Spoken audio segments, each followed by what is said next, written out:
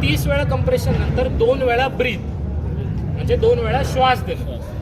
इथं 2 वेळा श्वास देणं. श्वास देत असताना 30 वेळा कंप्लीट झाल्यानंतर आपल्याला किती जण लागणार आहे? 2 जण लागणार आहेत. तर जो चेस्ट कंप्रेशन देतोय त्यांनी श्वास द्यायचा नाही, नाहीतर तो माणूस एक्झॉस्ट होऊन जातो. श्वास देणारा माणूस वेगळा पाहिजे, कंप्रेशन देणारा माणूस वेगळा पाहिजे, आणि एक माणूस स्टँड बाय पाहिजे, है ना.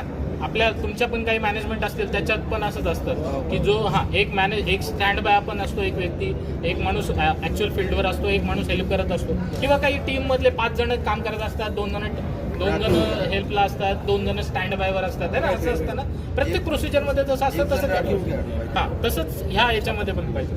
तर जो माणूस कंप्रेशन देतोय तो माणूस नाही देणार, त्याचा दुसरा माणूस देतो. दुसरा माणूस त्याच्या डोक्याजवळ बसलेला पाहिजे. आणि CPR देत असताना तुम्ही माणसाच्या कुठल्या बाजूने पाहिजे, डाव्या बाजूने पाहिजे का उजव्या बाजूने पाहिजे, हे पण खूप प्रश्न असतात. कुठल्या पण बाजूने असले तर चालेल, पण मोस्टली तुम्ही राईट साईडला असेल ना तर जास्त चांगल्या पद्धतीने CPR देता येतो. आता लेफ्ट साईडने तुम्ही गेला ना तर तुम्हाला असं एवढ्या व्यवस्थित पद्धतीने CPR देता येत नाही. देता येतो असं काही नाही, राईट लेफ्ट तुम्ही कुठल्याही बाजूने दिला तरी चालतो, पण मोस्टली जेन्युअनली तुम्ही जर राईट साईडने असेल तर चांगला प्रेशर पडतो, कारण की तुम्हाला लीन व्हायला जागा भेटते, एवढी जागा भेटते पेशंटवरती लीन व्हायला तुम्हाला, असं म्हणजे वाकायला. वजन जास्त येतं आणि त्याच्याने कंप्रेशन जास्त पडतं. दुसरी गोष्ट झाली आता आपल्या श्वास द्यायची. तर श्वास देत असताना जो माणूस त्या त्या व्यक्तीला जो श्वास देणार आहे त्यांनी द्यायच्या अगोदर एक खोल श्वास घ्यायचा, एक ब्रीथ करायचं. त्याने आपण आपल्या बॉडीमध्ये ऑक्सिजन घेऊन ठेवायचं आणि ते ऑक्सिजन गेल्यानंतर त्याला डिलिव्हर करायचं. देत असताना त्या पेशंटच्या, त्या व्यक्तीचे नाक हे पिंच करायचं, नाक पिंच करायचं, आणि जी हनुवटी ती अशी उचलायची, है ना. ही पोझिशन असते. ही पोझिशन असते श्वास फुंकायची. श्वास फुंकत असताना ही हनुवटी का वरती करायची? इथून श्वासनलिका मोकळी होते, म्हणजे हा जागा पॅसेज निर्माण होतो श्वासनलिकेसाठी. अशी केलेली असेल तर श्वासनलिका दाबली असते, अशी इथे दाबलेली असते, इकडनं पुढे श्वासनलिका असते आणि मागे अन्ननलिका असते.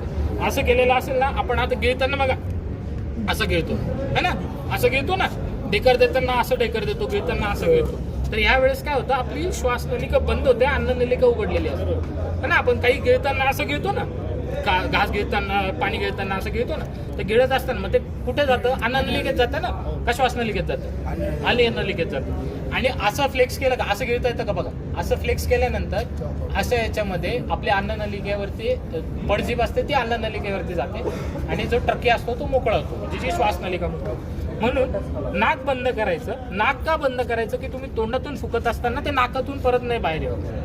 ते जो तुम्ही श्वास देताय तो नाकातून परत बाहेर नको यायला, म्हणून तुम्हाला प्रायमरी स्टेजमध्ये नाक बंद करायचं असतं आणि सेकंडरी स्टेजमध्ये चीन लिफ्ट करायची असते. आणि असं करताना त्यांचं तोंड उघडायचं, पेशंटचं तोंड उघडायचं. तुम्ही एक डीप ब्रीथ घ्यायचा आणि मग हे एक झालं. परत हा एक CPR ची सायकल कंप्लीट झाली. 30 कंप्रेशन झालं, 2 ब्रीथ झालं. हे 2 वेळा करायचा. श्वास घ्यायचा आणि श्वास घेऊन सोडल्यानंतर एक ब्रीथ झाल्यानंतर त्याला आपण रिलॅक्स होऊ द्यायचं, म्हणजे आपल्याला श्वास घ्यायला जागा होऊ द्यायची.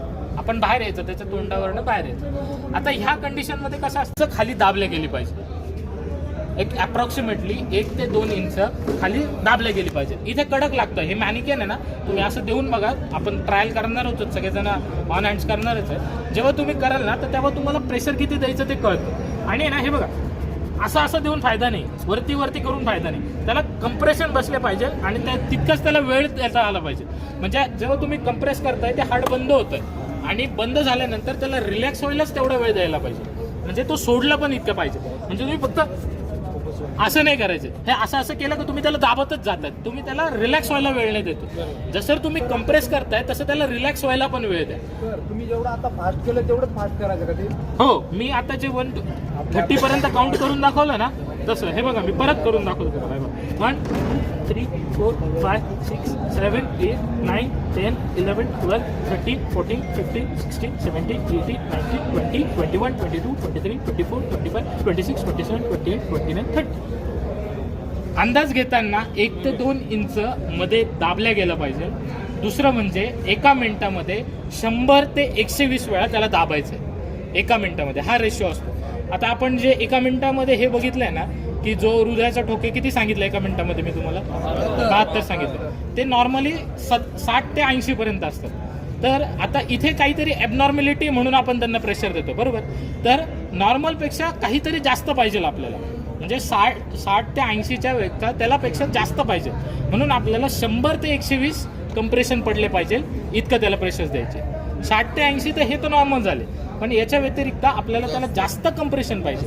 हां हां हां, जर जास्त कंप्रेशन पाहिजे, जास्त सप्लाय म्हणजे जास्त त्याला गती पाहिजे त्याला, तर जेव्हा तुम्ही 100 ते 120 अटेम्प्ट करतात ना, तेव्हा ते कुठेतरी 80 ते 90 होतं. कळतंय का? लक्षात येतंय सगळ्यांना?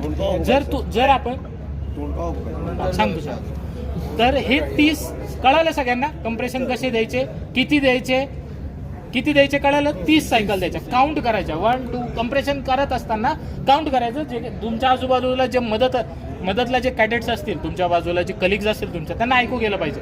असं थोडंसं लाऊडली काउंट करायचं. तुम्ही काउंट करायचं 1 2 3 4 5 6 7 8 असे 25 26 27 28 29 30 ह्या 3 सायकल झाल्या. कळाल्या किती प्रेशरने द्यायच्या. 1 ते 2 इंच दाबले गेलं पाहिजे, आणि एका मिनिटाला 100 ते 120 वेळा तुम्ही कंप्रेस करता आलं पाहिजे. या स्पीडने त्यांना CPR द्यायचं. आता हे झाल्यानंतर आपल्याला ऑक्सिजन कसं द्यायचं